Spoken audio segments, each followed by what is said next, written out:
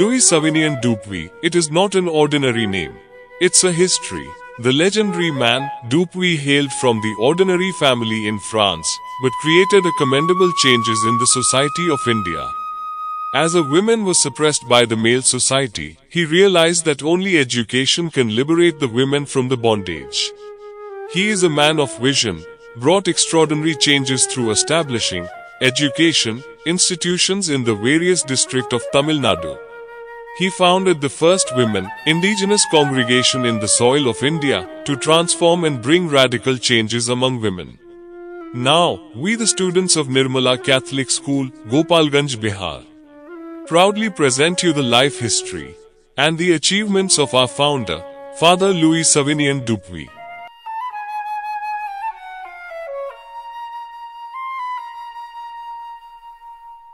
शुभ प्रभात।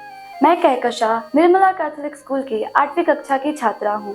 मैं ईश्वर के सेवक फादर लुइस सविनियन डुपुई के बारे में बात करने जा रही हूँ। मैं अच्छी तरह जानती हूँ कि मेरे निर्मला कैथोलिक स्कूल की सभी छात्राएं इनके पक्ष में हैं, क्योंकि इनकी वजह से ही हम एक प्रतिष्ठित स्कूल में पढ़ रहे हैं।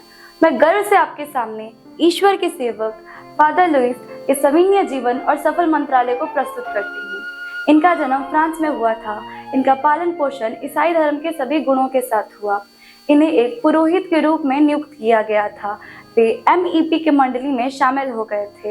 ये वीर आस्था और सिराफिक दान के व्यक्ति थे।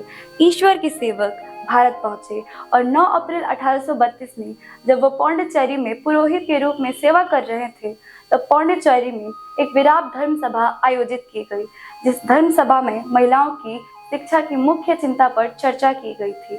धर्म सभा में अंतिम निर्णय लिया गया कि ईश्वर के सेवक फादर लुइस महिलाओं के लिए एक स्वदेशी मंडली की स्थापना के लिए प्रभारी होंगे। जिस समय इन्होंने बेदाग हृदय मेरी मंडली की फ्रांसीसी सिस्टर्स की स्थापना की, उस समय लड़कियों को शिक्षित करना एक सपना भी नहीं था। लड़कियां केवल घरेलू कार्यों में नियुक्त थी, उनका घर के बाहर कोई योगदान नहीं था।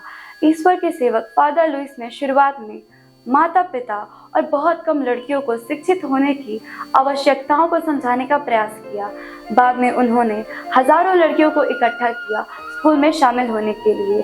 एक अच्छे नेता और सर्वोत्तम आध्यात्मिक मार्गदर्शक के रूप में ईश्वर के सेवक फादर लुइस एक पिता के रूप में बहनों का नेतृत्व किए, उन्हें शिक्षित करने के लिए ईमानदारी से काम किए। गोपालगंज बिहार में ग्रामीण क्षेत्र में निर्मला कैथोलिक स्कूल की स्थापना के लिए हम उन्हें कृतज्ञता पूर्वक याद करते हैं।